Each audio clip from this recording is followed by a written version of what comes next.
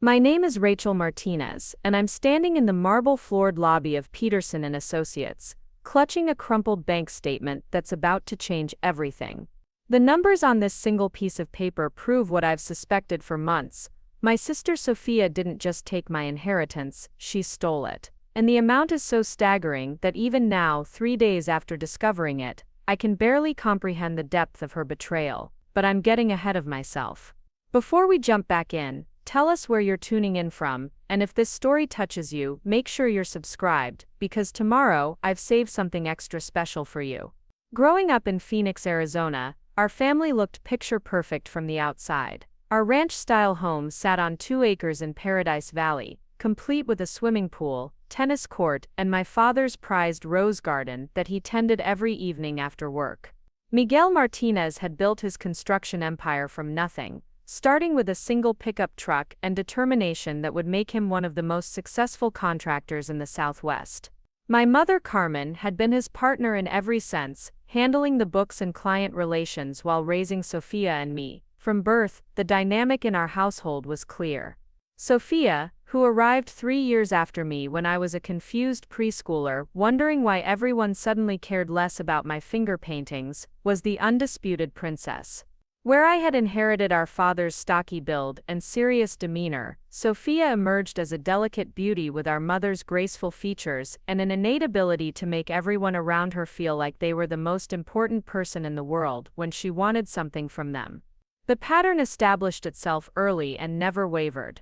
When I brought home straight A's on my report card, I'd find it stuck to the refrigerator with a generic magnet, often covered by Sofia's artwork or a note about her dance recital. When Sofia managed to pass 6th grade math after I spent countless hours tutoring her, our parents threw a celebration dinner at the country club. I learned not to expect fanfare for my accomplishments, but I never stopped hoping that maybe this time would be different.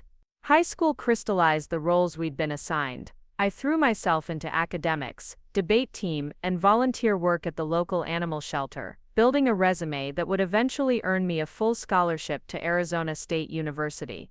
Sofia focused on beauty pageants, modeling classes, and a social media presence that began attracting local sponsorship deals when she was just 16. Our parents beamed with pride at her follower count, and the way photographers always seemed drawn to her natural charisma. The first real crack in my relationship with Sofia appeared during my senior year. I had been accepted to ASU with a full academic scholarship, achievement that represented years of disciplined study and sacrifice. The scholarship covered tuition, room, board, and even provided a modest stipend for books and expenses. It was everything I had worked toward, the key to my future independence and success. The announcement came during Sunday dinner, a weekly tradition where our extended family gathered at our house. Aunts, uncles, and cousins filled the dining room as I nervously shared my news, expecting at least a moment of recognition for this milestone. Instead, Sofia chose that exact moment to announce that she had been selected as Miss Teen Phoenix finalist and needed $10,000 for her competition wardrobe, coaching, and entrance fees. The room erupted in excitement for Sofia, while my scholarship news was quickly forgotten. I watched my mother immediately pull out her phone to start researching pageant consultants, while my father began calculating expenses and talking about taking out a second mortgage if necessary to support Sofia's dreams. The irony was lost on everyone except me. I had earned a free education through merit, while Sofia needed a small fortune invested in her for a chance at a crown that would last 1 year. The pageant investment was just the beginning. Over the next few years, as I worked part-time jobs during college to minimize my family's contribution to my education, Sofia's expenses mounted exponentially. Professional headshots, acting classes, a personal trainer, a nutritionist, designer clothes for auditions, and a luxury apartment in Scottsdale that our parents justified as necessary for her image as an aspiring influencer and model. I graduated summa cum laude with a degree in business administration and immediately landed a position with a respected accounting firm in downtown Phoenix. My starting salary was modest, but represented the beginning of financial independence I had craved since childhood. Sofia, meanwhile, had accumulated a significant social media following, but little in terms of concrete career prospects. She had dropped out of community college after one semester, claiming that formal education was holding back her creative potential. The dynamics became more painful as we entered our 20s. Family gatherings inevitably centered around Sofia's latest projects, brand partnerships, or dating drama with whatever photographer or aspiring actor had captured her attention that month. My career progression, apartment upgrades, and relationship with David, a kind engineer I had met through work, rated polite acknowledgement at best. When I bought my first house at 26, a modest 3-bedroom in a quiet neighborhood that I had saved 2 years to afford, the family celebration was a quick dinner at our regular restaurant. 6 months later, when Sofia decided she needed a newer, more photogenic apartment for her content creation, our parents purchased a luxury condo in Old Town Scottsdale as an early birthday present. The price tag was 3 times what I had paid for my house, but it was dismissed as a business investment in Sofia's career. The most defining moment of our family dynamic occurred during Thanksgiving when I was 28. I had just received a significant promotion to senior accountant, along with a salary increase that finally allowed me to consider long-term financial planning beyond basic survival. I was excited to share the news with my family, particularly because this promotion put me in charge of several major clients and represented real recognition of my professional capabilities. As we gathered around the dinner table, laden with my mother's traditional Mexican dishes that took her days to prepare, I waited for the right moment to share my news. The conversation flowed around various family updates: Cousin Maria's new baby, Uncle Roberto's retirement plans, Aunt Elena's latest real estate purchase. When there was finally a lull, I cleared my throat and announced my promotion. My father nodded approvingly and mentioned that steady work was important, especially for women who needed to plan for their futures. My mother smiled and said she was proud that I was building a stable life. The acknowledgement was more than I usually received, and for a moment I felt genuinely seen and appreciated by my parents.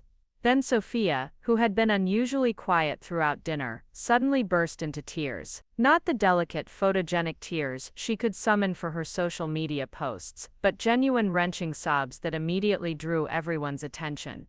Through her crying, she explained that her latest brand partnership had fallen through, leaving her unable to make her rent payment.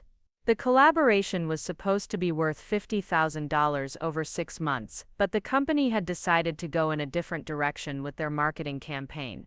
The mood at the table shifted instantly from polite celebration of my achievement to deep concern for Sofia's crisis. My mother immediately began strategizing about which family members could contribute to cover Sofia's expenses until she found new partnerships. My father started discussing the possibility of Sofia moving back home temporarily, though they would of course continue paying for her apartment, so she wouldn't lose the lease. Uncle Roberto mentioned a connection he had in the marketing industry who might be able to help her find new opportunities. Within 20 minutes, my promotion had been completely forgotten, and the entire extended family was mobilized to solve Sofia's financial emergency. I sat at the table, watching the familiar choreography of everyone rushing to Sofia's rescue, and realized that no matter what I accomplished or how much I proved my worth, I would never be the daughter they truly valued. The incident crystallized something I had been avoiding acknowledging: my parents loved Sofia more. Not differently, not in a way that reflected our individual personalities or needs, but simply more. She was their precious jewel who needed protection and investment, while I was the sturdy workhorse who could be counted on to take care of myself. The inequality wasn't accidental or unconscious, it was a deliberate choice they had made years ago, and reinforced through countless decisions large and small.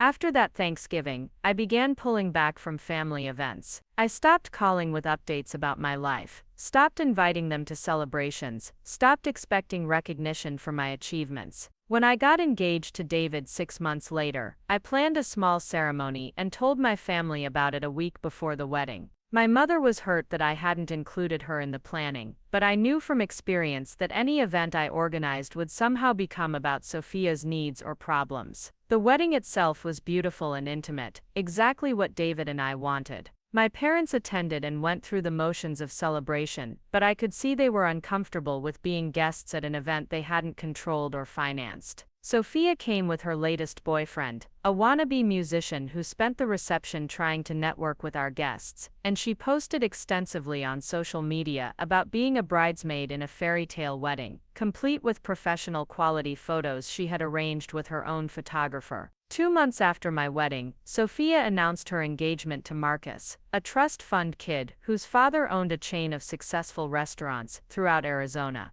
The engagement party was an elaborate affair at the Arizona Biltmore, with over 200 guests, a live band, and catering that cost more than my entire wedding. My parents proudly hosted the event, sparing no expense to showcase their daughter's achievement in landing such an eligible bachelor. The contrast was impossible to ignore, but by that point, I had developed enough emotional distance to find it almost amusing rather than hurtful. I had a loving husband, a successful career, and a peaceful life free from the drama that seemed to follow Sofia wherever she went. I had learned to find validation from my achievements rather than from my family's approval, and it felt like a healthier way to live. My relationship with David provided the emotional stability I had never experienced growing up. He came from a family where children were treated equally, where accomplishments were celebrated proportionally to their significance, and where love wasn't a competitive resource that had to be earned through crisis or charm. Being welcomed into the Chen family was like discovering that families could function differently, that parents could be proud of their children without playing favorites, that siblings could support each other rather than compete for scraps of attention.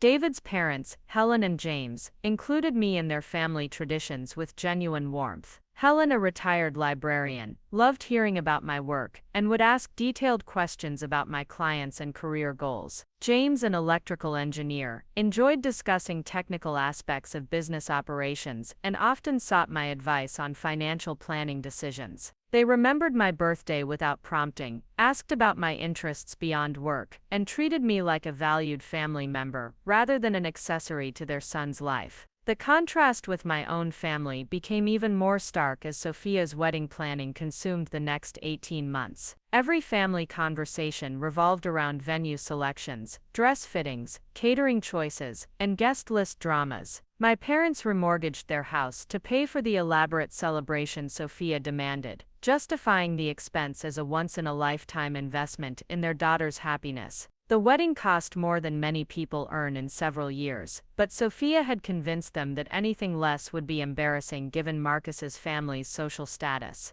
During this period, I was quietly building my career and marriage with minimal family involvement. Preparing and narrating this story took us a lot of time, so if you are enjoying it, subscribe to our channel. It means a lot to us. Now back to the story. I had been promoted again, this time to managing partner track at my firm, a position that came with significant responsibility and financial rewards. David and I had paid off my student loans and were considering buying a larger house in preparation for starting a family. Our life was stable, purposeful, and genuinely fulfilling, even without the external validation I had craved in my younger years. The wedding itself was a spectacle that dominated Phoenix social media for weeks afterward. Sofia looked stunning in a designer gown that cost more than most people's cars, and Marcus's family connections ensured coverage in local lifestyle magazines. The reception featured celebrity entertainment, custom floral arrangements that filled a ballroom, and a 7-course meal prepared by James Beard award-winning chefs. My parents glowed with pride throughout the celebration, having achieved their goal of showcasing their daughter in the most impressive possible way. I attended as a dutiful sister and smiled for the professional photographers, but I felt like an observer at someone else's performance rather than a participant in my sister's wedding. The event was beautiful, but felt hollow, more focused on creating an impressive spectacle than celebrating the genuine love between two people. Sofia seemed more concerned with managing her social media documentation of the day than with actually experiencing her wedding, constantly posing for photos and checking her phone between ceremony and reception activities. 3 years passed in relative peace. Sofia and Marcus appeared happy in their social media posts, traveling extensively and living in a luxury condo that Marcus's trust fund supported. My parents continued supporting Sofia's lifestyle through monthly allowances disguised as gifts or loans that were never expected to be repaid. I had grown comfortable with my role as the financially independent daughter who didn't require ongoing parental investment, and honestly, I preferred it that way. Then my world changed in a way I never could have anticipated. My father, who had always seemed invincible despite his demanding work schedule and high-stress business responsibilities, began experiencing health problems that he initially dismissed as exhaustion. When he finally consented to see a doctor at my mother's insistence, the diagnosis was devastating: aggressive pancreatic cancer with a prognosis measured in months rather than years. The news shattered our family's equilibrium in ways that immediately revealed the underlying tensions and inequalities that had always existed. Sofia's initial reaction was to post an emotional social media tribute to our father, complete with childhood photos and heartfelt captions about family being the most important thing in life. The post received thousands of sympathetic comments and likes, which seemed to provide her some comfort during the initial shock of the diagnosis. My reaction was more practical but equally devastating. I immediately began researching treatment options, alternative therapies, and specialists who might offer hope beyond the grim initial prognosis. I took leave from work to help coordinate medical appointments, insurance claims, and the complex logistics of managing a serious illness while keeping my father's business operational. The construction company he had built over 30 years employed over 50 people whose livelihoods depended on continued operations during his treatment. The months that followed tested our family in ways I hadn't anticipated. My father's treatment was aggressive and expensive, even with good insurance coverage. The experimental therapies and treatments not covered by insurance quickly drained his medical savings account and forced difficult decisions about liquidating business assets to cover costs. Sofia contributed nothing financially but maintained a heavy presence on social media, documenting her emotional journey through her father's illness in ways that seemed more focused on generating sympathy and engagement than on actual support. Meanwhile, I found myself managing not only the medical logistics but also increasing responsibility for my father's business operations. His foremen and project managers were competent professionals, but major decisions and client relationships required oversight that my father was often too sick to provide. I had never intended to work in construction, but my business background translated surprisingly well to managing contracts, finances, and personnel issues that arose during this crisis period. My mother, overwhelmed by the dual responsibilities of caring for her sick husband and managing her own emotional devastation, leaned heavily on me for practical support. I arranged meal deliveries, coordinated with home health aides, managed prescription schedules, and handled communications with extended family members who wanted updates on my father's condition. Sofia visited regularly and was genuinely loving and supportive during her time with our father, but she was unable or unwilling to handle any of the practical responsibilities that kept the family functioning during this crisis. The inequity that had always existed in our family became even more pronounced during my father's illness. Sofia's emotional support was valued and celebrated, while my practical contributions were taken for granted as simply what was expected from the responsible daughter. Family members praised Sofia for her devotion and sensitivity, while my efforts to keep the business operational and the household functioning were treated as natural extensions of my personality rather than significant sacrifices that had required putting my own career and life on hold. 6 months after his diagnosis, my father died peacefully at home with our family surrounding him.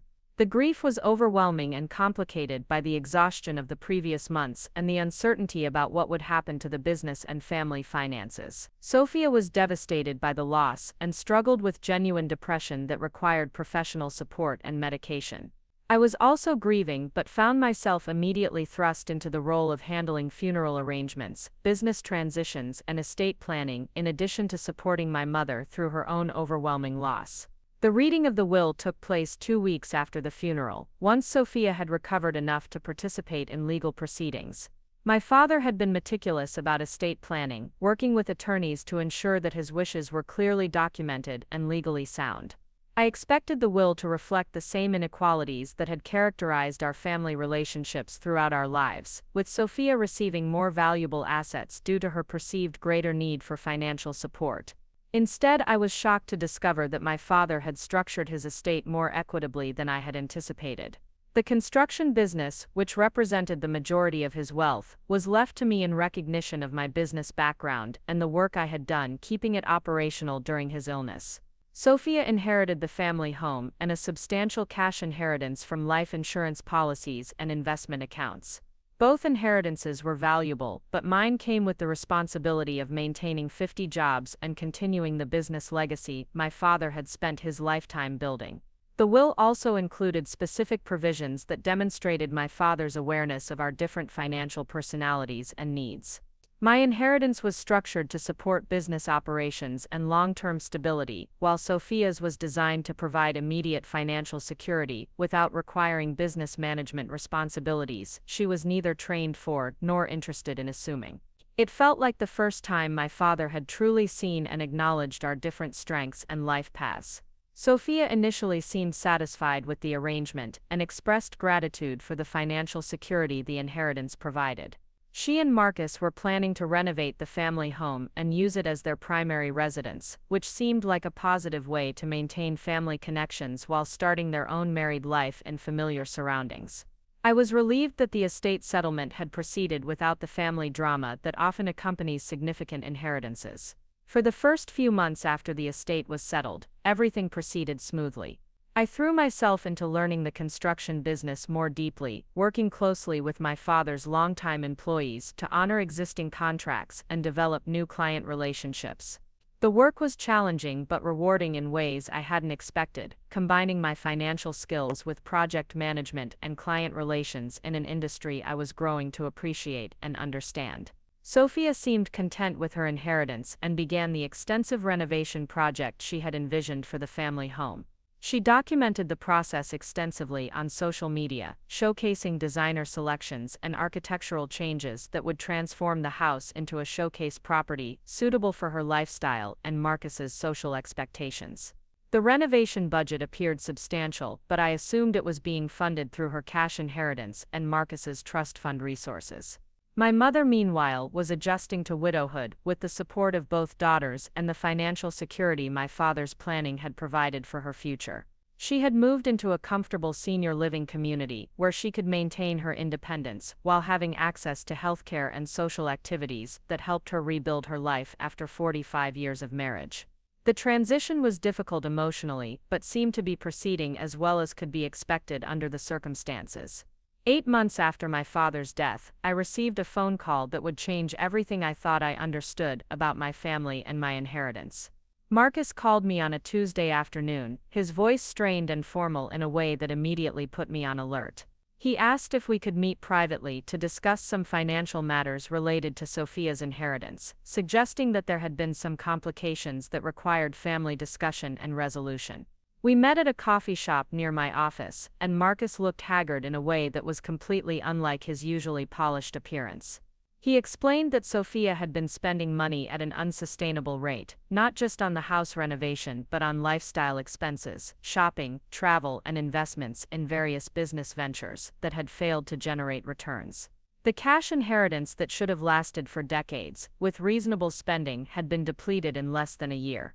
The news was shocking but not entirely surprising, given Sofia's history of financial irresponsibility and our parents' pattern of enabling her spending habits.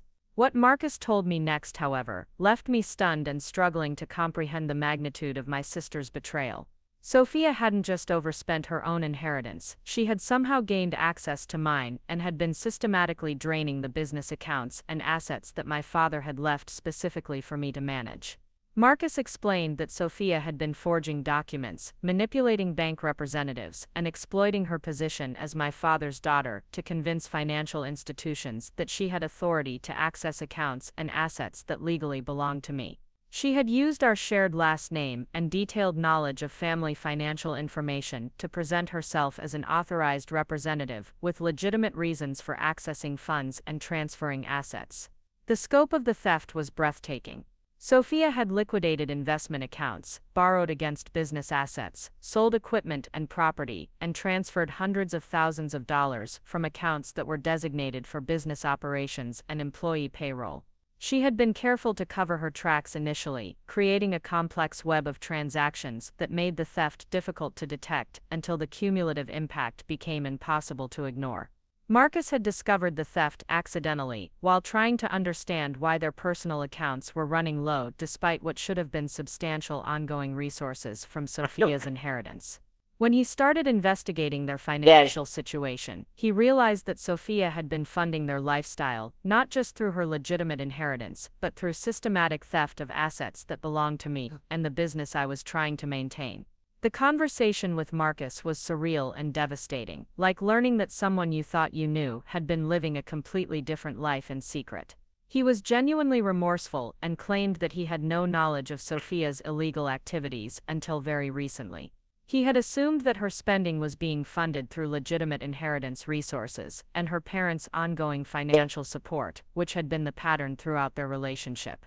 As Marcus provided more details about what he had discovered, I began to understand how Sofia had managed to access assets that should have been beyond her reach.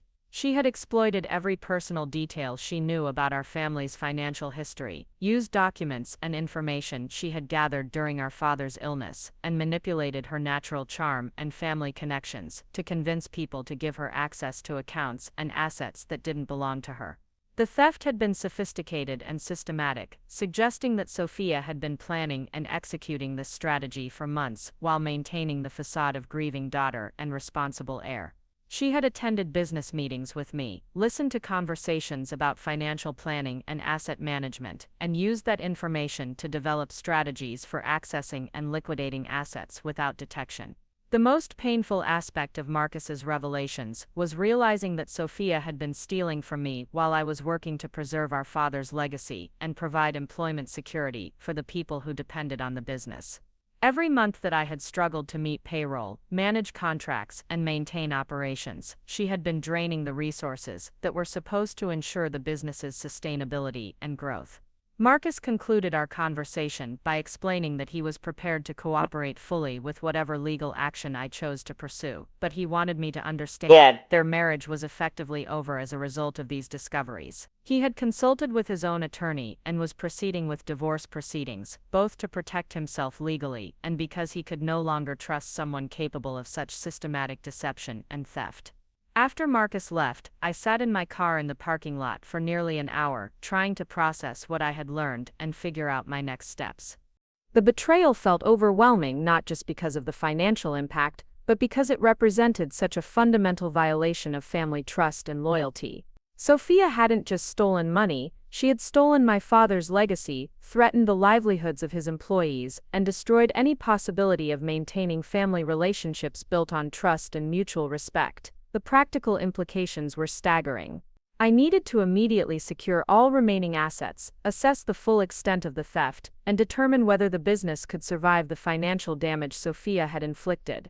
I also needed to decide whether to pursue criminal charges against my sister, a decision that would inevitably destroy what remained of our family relationships but might be necessary to recover stolen assets and prevent further theft. That evening, I called David and asked him to come home immediately because I needed to discuss something urgent and devastating. When I explained what Marcus had told me, David's reaction was immediate anger followed by practical concern about the legal and financial implications. He insisted that we contact both a criminal attorney and a financial forensics specialist immediately to assess our options and develop a strategy for protecting whatever assets remained and potentially recovering what had been stolen. The next morning, I began the painful process of documenting the full extent of Sofia's theft. Working with my accountant and forensic specialists, we traced transactions, reviewed account statements, and identified assets that had been liquidated or transferred without authorization. The systematic nature of the theft became clear as we uncovered months of carefully planned transactions designed to maximize the amount stolen while minimizing the chances of immediate detection. As the investigation proceeded, I realized that Sofia had been living a completely double life for nearly a year. While presenting herself as a grieving daughter who was honoring our father's memory through home renovation and family traditions, she had been systematically dismantling his legacy and stealing the resources he had specifically designated for business continuity and employee security. The bank statements I was now examining told a story of betrayal that went beyond simple greed or financial irresponsibility. This was calculated theft that had required planning, deception, and a willingness to destroy family relationships and business stability for personal gain. The sister I thought I knew, despite our complicated history, had revealed herself to be capable of cruelty and dishonesty that I never could have imagined. 3 days after my conversation with Marcus, I found myself standing in the marble-floored lobby of Peterson Associates, clutching the bank statement that documented the most recent and devastating of Sofia's thefts. The numbers on that page represented not just money, but the destruction of trust, the violation of our father's legacy, and the end of any possibility of maintaining family relationships with someone capable of such systematic betrayal. But this bank statement also represented something else: evidence. Clear, undeniable proof of what Sofia had done and the resources she had stolen from me, from the business, and from the employees who depended on both for their livelihoods. For the first time since learning about the theft, I felt something other than devastation and betrayal. I felt determination, and the beginning of a plan to hold my sister accountable for what she had done to our family and the legacy our father had worked his entire life to build. Walking into the law offices of Peterson Associates felt like entering a battlefield where I was finally ready to fight back. The forensic accountant I had hired, Jennifer Walsh, sat across from me at the polished conference table with 3 thick folders of evidence that would change everything. Her expression was grim as she opened the first folder and began laying out documents that told the complete story of Sofia's systematic theft.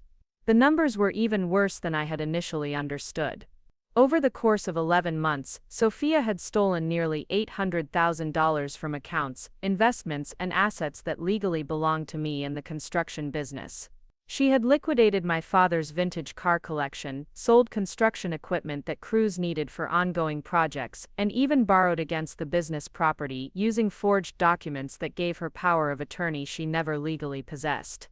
Jennifer explained that Sofia's methods had been sophisticated and deliberate, suggesting she had received advice from someone with financial expertise or had spent considerable time researching how to exploit banking systems and legal loopholes.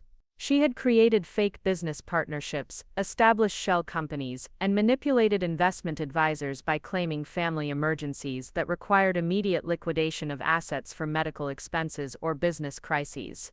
The most devastating revelation was that Sofia had accessed the employee retirement fund that my father had established for his long-term workers. She had convinced the fund manager that the business was facing bankruptcy and that early liquidation was necessary to prevent total loss of retirement benefits. 23 employees who had worked for my father for over a decade suddenly had no retirement security because my sister had stolen their future to fund her extravagant lifestyle. As Jennifer continued presenting evidence, I felt my shock transforming into a cold anger that surprised me with its intensity. This wasn't just theft from me personally, it was an attack on everything my father had built, and everyone who had depended on his integrity and business success. Sofia had betrayed not just her family, but dozens of hard-working people who had never done anything except show up and do their jobs faithfully for years. The attorney my husband had recommended, Michael Harrison, arrived as Jennifer was finishing her presentation of the financial evidence. Michael specialized in white-collar crime and had experience with complex family financial fraud cases. His first question was whether I was prepared to pursue criminal charges against my sister, understanding that this decision would likely destroy any possibility of family reconciliation but offered the best chance of recovering stolen assets. I told him I needed to understand all my options before making that decision, but internally I was already leaning toward full prosecution. The scope of Sofia's betrayal went beyond anything that could be resolved through family mediation or civil court proceedings. She had committed serious crimes that had harmed dozens of innocent people, and allowing her to escape consequences would be its own form of injustice. Michael explained that we had several legal avenues available. Criminal prosecution would involve working with the district attorney's office to file charges for fraud, forgery, and theft. Civil proceedings would focus on recovering assets and obtaining judgments that could force repayment of stolen funds. We could also pursue both simultaneously, using criminal prosecution to establish guilt while civil proceedings worked to recover financial damages. The strength of our evidence was overwhelming. Sofia had left digital trails for every transaction, and her use of forged documents created clear criminal liability that would be difficult for any defense attorney to challenge. Michael was confident that criminal prosecution would result in conviction, but he warned that recovering the actual money might be more challenging if Sofia had already spent or hidden the stolen assets. Jennifer had already begun tracing where the money had gone, and the results were both predictable and infuriating. Sofia had spent hundreds of thousands of dollars on luxury goods, exotic vacations, high-end cosmetic procedures, and risky investment schemes that had failed spectacularly. She had purchased designer clothing and jewelry worth more than most people earn in several years, apparently believing that her theft would never be discovered or that family loyalty would protect her from serious consequences. The house renovation that I had assumed was funded through her legitimate inheritance had actually cost nearly $300,000, all of it stolen from business accounts and investment funds that were designated for employee salaries and business operations. Every beautiful detail of her social media documentation had been purchased with money stolen from people who trusted our family's integrity and business reputation. Michael recommended that we immediately freeze all accounts. Sofia might still have access to and file emergency court orders to prevent further asset dissipation. He also suggested that we needed to move quickly to secure physical assets like equipment and property before Sofia realized her theft had been discovered and attempted to liquidate or transfer additional resources. The next morning, I found myself in the surreal position of obtaining court orders to freeze my sister's access to accounts and assets while simultaneously trying to keep the construction business operational despite the massive financial damage she had inflicted. The business checking account had less than $15,000 remaining, barely enough to meet 1 week's payroll for 50 employees who had no idea their jobs were threatened by family betrayal. My first priority was protecting the employees who had worked loyally for my father and now depended on me to maintain business stability. I arranged emergency business loans using my personal assets as collateral, ensuring that payroll would continue while we worked to recover stolen funds and assess long-term business viability. The irony was bitter. I was risking my own financial security to repair damage caused by someone who should have been helping preserve our father's legacy. The hardest conversation was with Eduardo Morales, my father's longtime foreman who had worked for the company for 18 years. He had started as a day laborer and worked his way up to supervising major commercial projects, earning my father's complete trust and respect. When I had to explain that the retirement fund had been stolen and that his future security was now uncertain, I watched this strong man struggle not to cry in front of me. Eduardo's reaction was typical of the other longtime employees when they learned what had happened. They weren't angry with me, they understood that I was also a victim of Sofia's crimes. Instead, they expressed grief and disbelief that someone from the Martinez family could have betrayed the trust and loyalty they had shown our father throughout their careers. Several men who had worked construction for decades began talking about looking for other jobs, not because they didn't trust me, but because they needed employment stability that wasn't threatened by family drama. The employee crisis forced me to accelerate my timeline for confronting Sofia directly. She still didn't know that her theft had been discovered, and Michael advised that we needed to move quickly before she had opportunities to hide assets or destroy evidence. He also recommended that any direct confrontation should happen with legal representation present and proper recording equipment to document admissions or threats she might make. I decided to arrange a family meeting under the pretense of discussing business transitions and memorial planning for our father. I called my mother and asked her to invite Sofia to Sunday dinner, explaining that there were important family financial matters we needed to resolve together. I hated manipulating my mother, who was still grieving and had no knowledge of Sofia's crimes, but I needed to ensure Sofia would be present for the confrontation. The 3 days leading up to that family dinner were among the longest of my life. I continued managing business operations while knowing that everything could collapse if we couldn't recover enough stolen assets to maintain financial stability. I worked with Michael to prepare legal documents that would need Sofia's signature if she chose to cooperate voluntarily, while also finalizing criminal charges that would be filed if she refused to take responsibility. David watched me struggle with the emotional weight of what I was about to do to our family dynamics.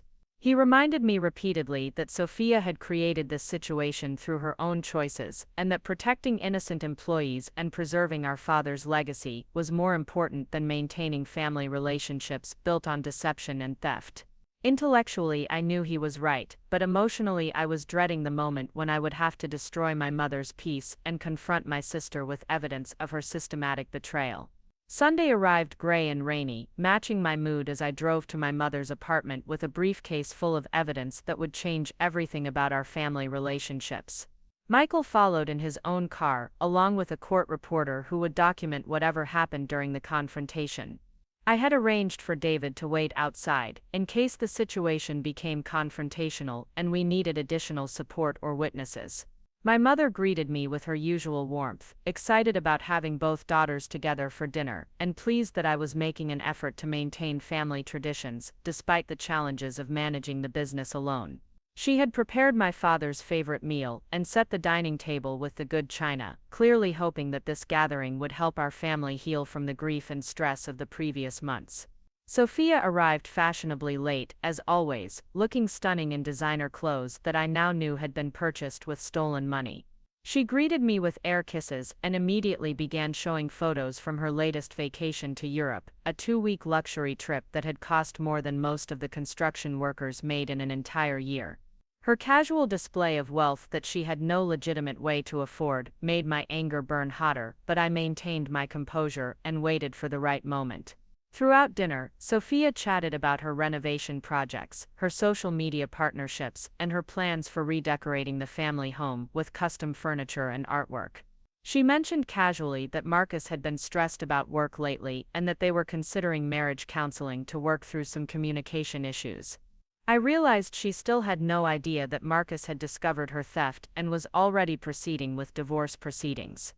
When we finished eating, I told my mother and Sofia that I had asked Michael to join us to discuss some important business and estate matters that required family decisions. My mother looked confused, but agreed that legal guidance was probably helpful, given the complexity of managing my father's legacy.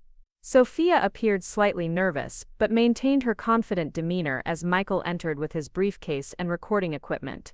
Michael began by explaining that routine audits of the business finances had revealed some irregularities that required immediate family discussion and resolution.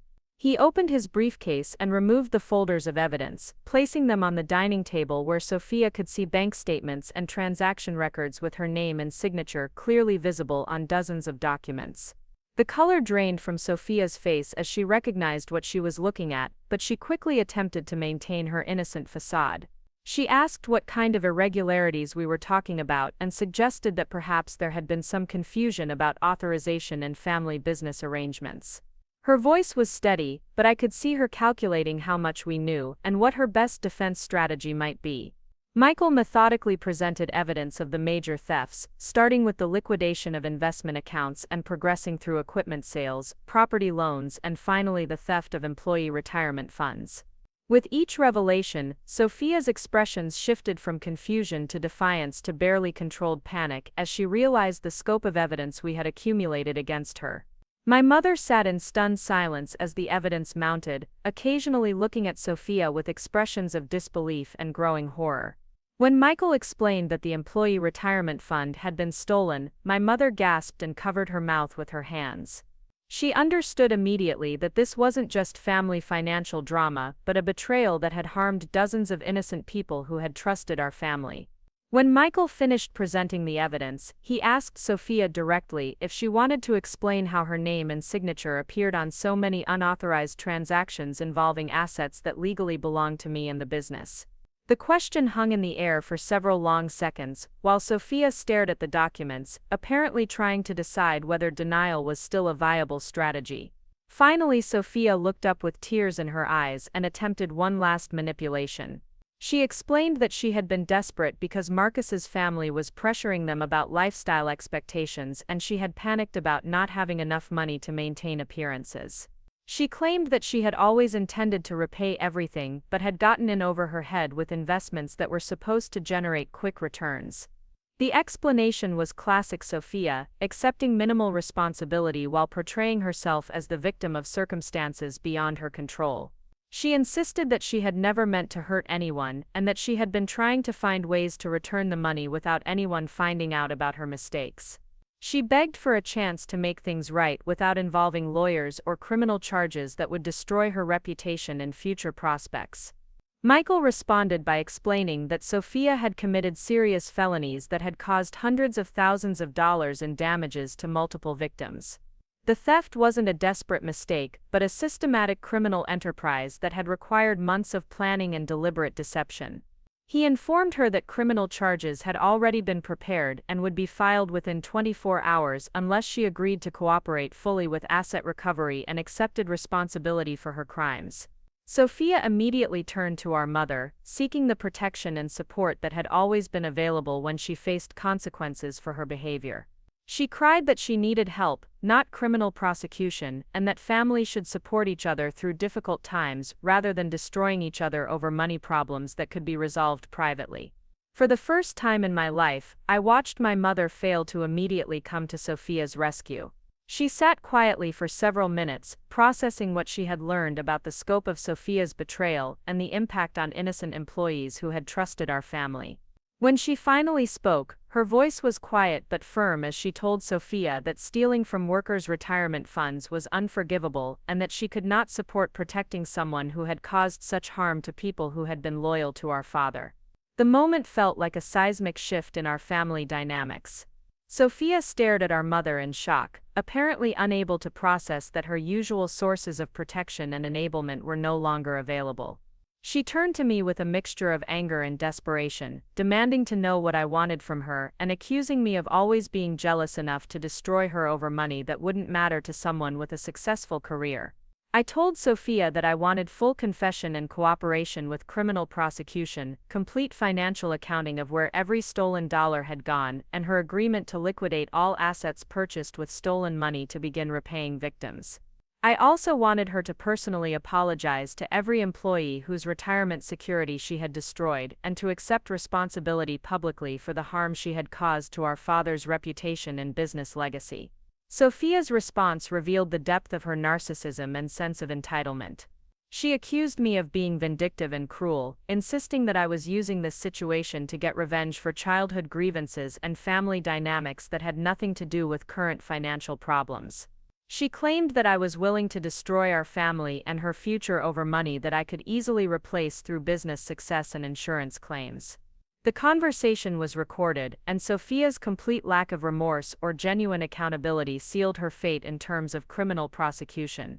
Michael informed her that she had until the following morning to decide whether to cooperate voluntarily or face criminal charges without the possibility of reduced sentences through plea bargaining. He also explained that civil proceedings would move forward regardless of her cooperation, with asset seizure and financial judgments that would follow her for decades. As the meeting concluded and Michael prepared to leave, Sofia made one final attempt at manipulation. She told our mother that she was disappointed in her family's willingness to choose money over blood relationships and that she had expected more loyalty and forgiveness from people who claimed to love her. She insisted that she was the real victim of a family that had never truly supported her dreams and aspirations. My mother's response surprised both Sofia and me. She told Sofia that love meant holding people accountable for harmful behavior, not enabling continued destruction through misplaced loyalty. She said that our father had worked too hard and treated his employees too fairly for his legacy to be destroyed by someone who cared more about appearances than integrity. She concluded by saying that Sofia needed to face consequences for her choices and hopefully learn to become the person their father had believed she could be. Sofia left our mother's apartment that evening in a rage, slamming doors and making threats about what she would do if we proceeded with legal action against her. She warned that she would tell everyone in our extended family and social circles that I was vindictive and greedy, willing to destroy my sister over business disputes that could be resolved through family mediation. She threatened to contest our father's will and claim that I had manipulated him during his illness to gain unfair advantage in inheritance distribution. The threats didn't concern Michael from a legal standpoint, since our evidence of Sofia's crimes was overwhelming and her attempts to shift blame would only strengthen criminal prosecution. However, he warned me that family financial crimes often created lasting emotional damage and social complications that extended far beyond legal proceedings. He advised me to prepare for a long and difficult process that would likely end any possibility of future family relationships with Sofia. That night, I lay awake thinking about the little girl who had cried at my 8th birthday party because it wasn't her special day, and wondering when that child's need for attention had transformed into an adult's willingness to steal from hardworking people to fund her fantasy lifestyle. The sister I thought I knew had been capable of cruelty I never could have imagined, and I was grieving not just the money she had stolen but the family relationships that her choices had destroyed. The next morning brought news that Sofia had made her decision. Rather than cooperating with asset recovery or accepting responsibility for her crimes, she had emptied her remaining personal accounts and disappeared. Marcus called to inform me that she had left their home during the night, taking jewelry and other portable valuables that could be quickly converted to cash. She had also posted a lengthy social media statement claiming that she was being persecuted by a jealous sister and manipulative lawyers who were trying to destroy her life over family business disputes. Sofia's decision to flee rather than face consequences forced us to move immediately with criminal charges and asset seizure orders.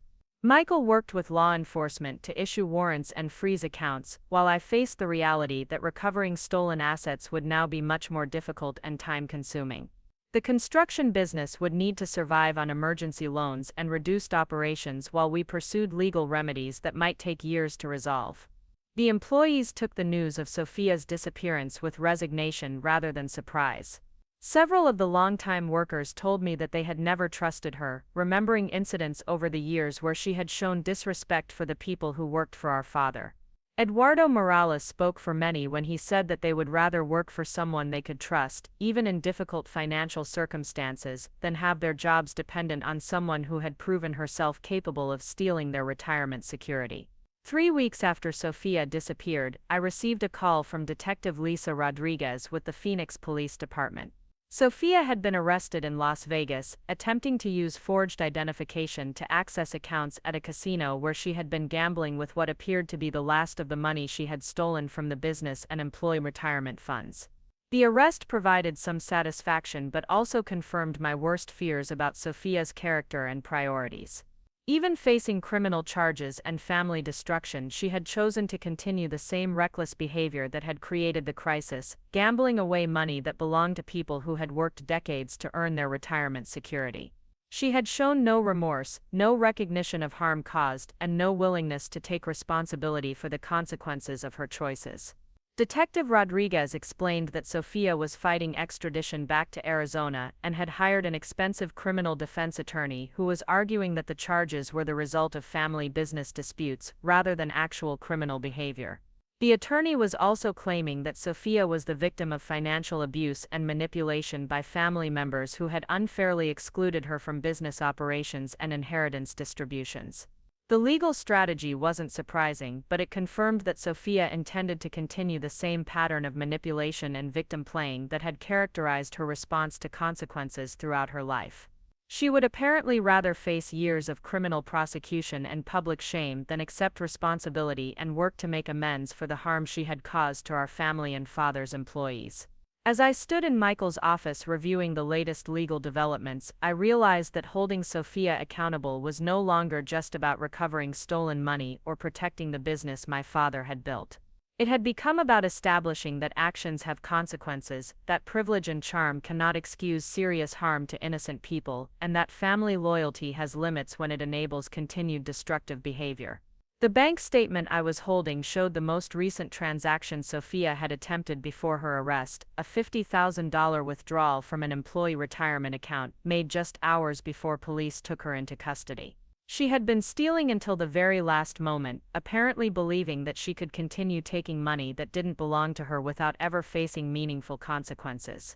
But consequences were finally coming, and the evidence I held in my hands would ensure that Sofia could no longer hide behind family protection or social manipulation to escape accountability for the systematic betrayal that had destroyed our father's legacy and harmed dozens of innocent people whose only mistake had been trusting the Martinez family name. The courtroom was packed the day Sofia's trial began, 8 months after her arrest in Las Vegas. Media attention had intensified when details of the employee retirement fund theft became public, turning what could have been a private family dispute into a story about corporate responsibility and worker protection.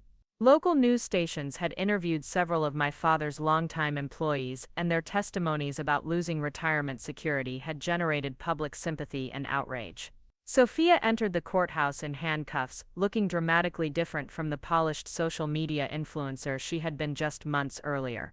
Jail had stripped away the designer clothes, professional styling, and confident demeanor that had once made her the center of attention at every family gathering. She looked smaller, older, and genuinely frightened as she took her seat beside her public defender. Her expensive private attorney had abandoned the case when Sofia's family assets were seized and she could no longer pay legal fees. The public defender, a young man named Thomas Chen, had been assigned just weeks before trial and was clearly overwhelmed by the complexity of financial evidence and the media attention surrounding the case.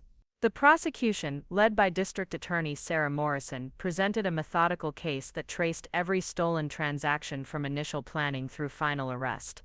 Morrison was a seasoned prosecutor who specialized in white-collar crime, and she understood how to make complex financial evidence accessible to a jury. She walked them through Sofia's systematic approach to accessing accounts, forging documents, and manipulating bank employees who trusted the Martinez family name. The most powerful prosecution witnesses were the employees whose retirement funds Sofia had stolen. Eduardo Morales, now in his 50s with arthritis from decades of construction work, testified about discovering that his retirement account had been emptied just 2 years before he planned to retire. His voice broke as he described having to tell his wife that they might need to work until their 70s because someone they trusted had stolen their future security. Maria Santos, who had worked in the company office for 12 years managing payroll and benefits, testified about the day I had to explain that the retirement fund was gone. She described the guilt she felt for not catching the theft sooner, and the sleepless nights wondering how she would support her disabled son without the retirement income she had planned on receiving. One by one, the employees testified about the impact Sofia's theft had on their lives, their families, and their faith in the American dream that hard work and loyalty would be rewarded with security. These weren't wealthy investors who could absorb financial losses.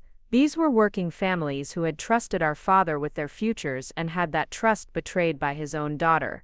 Sofia's defense strategy was predictably focused on portraying her as a victim of family dysfunction and financial pressure.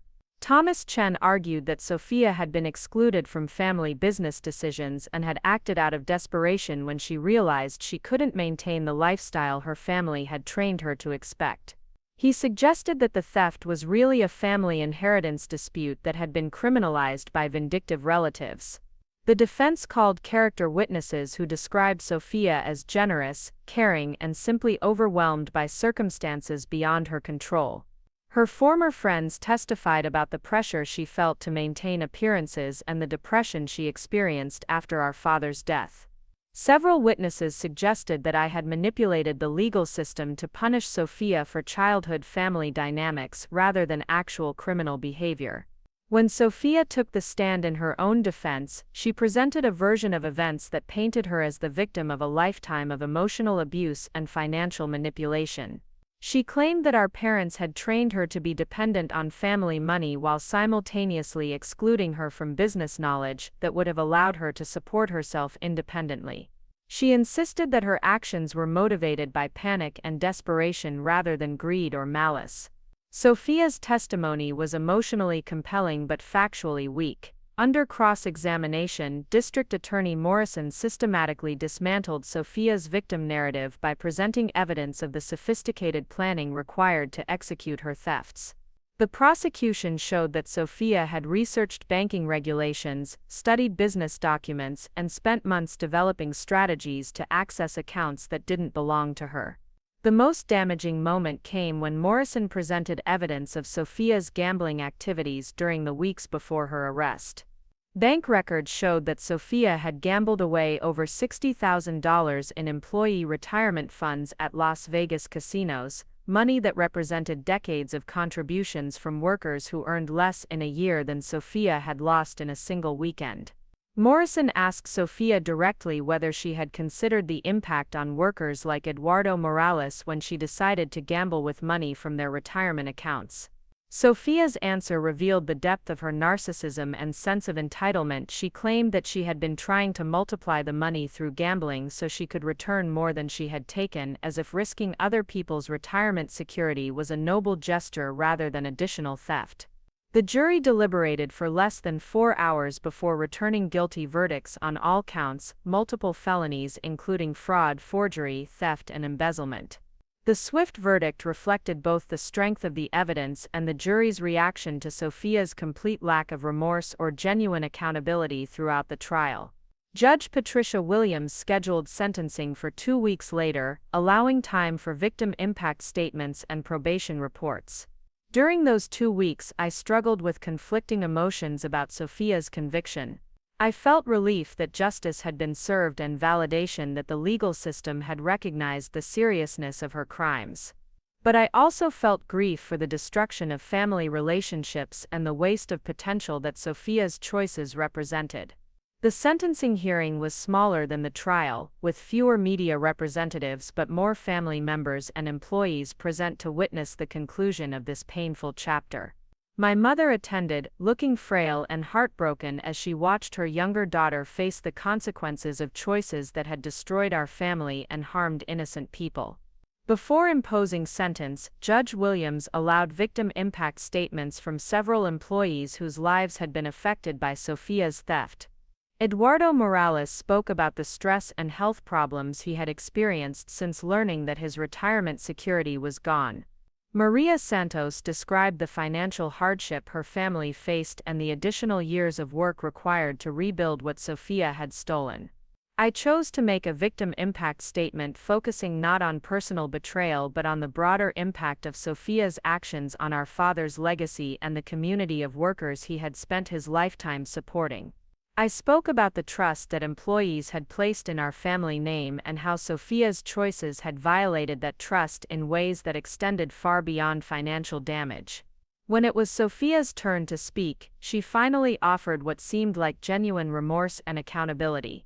She apologized to the employees whose retirement funds she had stolen and acknowledged the harm her actions had caused to people who had worked faithfully for our father. She admitted that her sense of entitlement and poor decision-making had created suffering that she deeply regretted. Sofia's apology felt sincere, but it came too late to influence sentencing significantly. Judge Williams imposed a sentence of 7 years in prison, followed by 5 years of probation and restitution requirements that would likely follow Sofia for the rest of her life. The judge noted that while Sofia's expression of remorse was encouraging, the systematic nature of her crimes and the harm to vulnerable victims required a sentence that would deter others from similar offenses. As Sofia was led away in handcuffs, she looked at me with an expression I had never seen before, genuine regret mixed with acceptance of consequences. For the first time in our relationship, she wasn't trying to manipulate me or gain advantage. She was simply acknowledging the reality of what her choices had cost both of us. The months following Sofia's sentencing brought gradual healing and reconstruction. The business began recovering as insurance settlements and asset seizures provided partial restitution for stolen funds. We couldn't restore the employee retirement accounts completely, but we were able to provide some compensation and establish new retirement benefits for current workers. Several longtime employees chose to stay with the company despite the financial uncertainty Sofia's theft had created. Eduardo Morales became my unofficial mentor in construction operations, teaching me aspects of the business that my father hadn't had time to share before his illness. Maria Santos expanded her role to include business development, helping secure new contracts that restored company stability and growth. My relationship with my mother slowly began healing as she processed the reality of Sofia's crimes and the enabling patterns that had contributed to the family dysfunction. We started having weekly lunches where we talked honestly about family history and worked to build a relationship based on truth rather than the illusions that had characterized our family dynamics for decades. David and I used the crisis as an opportunity to strengthen our marriage and clarify our values about family loyalty, personal accountability, and financial responsibility. The stress of managing business recovery while pursuing legal justice had tested our relationship, but we emerged more committed to supporting each other through difficult circumstances and maintaining integrity even when it required painful choices. 2 years after Sofia's conviction, I received a letter from her in prison. The letter was different from her previous communications, lacking the manipulation and self-pity that had characterized her earlier attempts at reconciliation. Instead, she wrote about the therapy and education programs she was participating in, her growing understanding of the harm she had caused, and her commitment to making amends when she was eventually released. Sofia acknowledged that rebuilding trust would require years of consistent behavior rather than words or promises. She expressed hope that someday we might have a relationship based on honesty and mutual respect, but she also recognized that I had no obligation to forgive her or include her in my life after her release. The letter felt like communication from someone who was finally beginning to understand the consequences of her actions and take genuine responsibility for the harm she had caused. I chose not to respond immediately to Sofia's letter, but I kept it as a reminder that people can change if they choose to do the difficult work of examining their behavior and accepting accountability for their mistakes. Whether Sofia would sustain this apparent growth remained to be seen, but her acknowledgement of harm without demanding forgiveness represented progress I had never expected to see. The construction business eventually recovered and expanded beyond what my father had achieved during his lifetime. We specialized in projects that provided good jobs for local workers and maintained the reputation for quality and integrity that my father had built over 30 years. The employee retirement fund was re-established with stronger protections, and we created a culture of transparency that prevented future financial abuse. My mother found purpose in volunteering with organizations that supported families of incarcerated individuals, using her experience with Sofia's imprisonment to help other families navigate the criminal justice system. She often spoke about the importance of holding loved ones accountable while still maintaining hope for their rehabilitation and eventual redemption. 3 years after Sofia's trial, I was invited to speak at a conference about family business succession and the importance of financial controls that prevent internal fraud. I shared our story as a cautionary tale about the dangers of enabling destructive behavior and the necessity of protecting business assets from family members who might exploit trust and access for personal gain.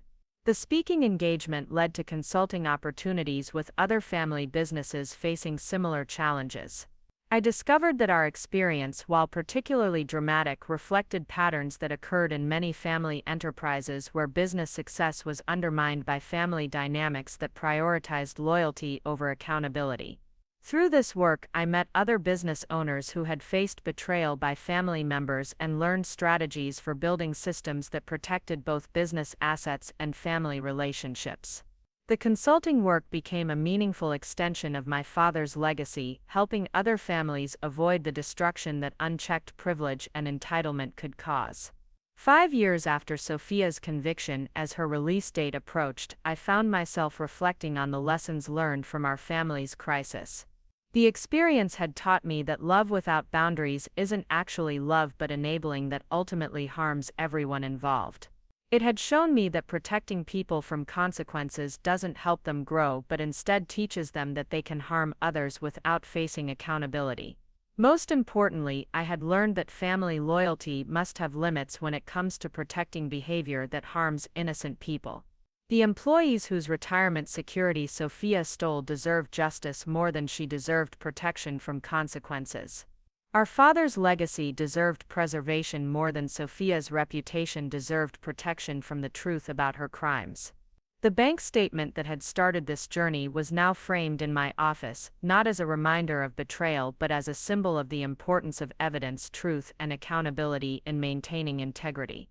It represented the moment when I chose to prioritize justice over family harmony and discovered that sometimes destroying dysfunctional relationships is necessary to build healthy ones. Looking back, I realized that Sofia's theft had actually given me an unexpected gift, the opportunity to build a business and family relationships based on honesty, mutual respect, and genuine care for each other's well-being. The pain of her betrayal had been devastating, but surviving it had taught me strengths I never knew I possessed and values I might never have fully developed without being tested by crisis. As I prepared for the possibility of Sofia's eventual return to our lives, I knew that any future relationship would need to be built on completely different foundations than our childhood dynamic. She would need to demonstrate sustained change through actions rather than words, and I would need to maintain boundaries that protected both my family and the employees who depended on business stability. The story wasn't over, but the most important lessons had been learned. Truth matters more than peace. Accountability matters more than family loyalty, And sometimes the most loving thing you can do for someone is refuse to protect them from the consequences of their harmful choices, even when that refusal causes pain for everyone involved. Up next, you've got 2 more standout stories right on your screen. If this one hit the mark, you won't want to pass these up. Just click and check them out.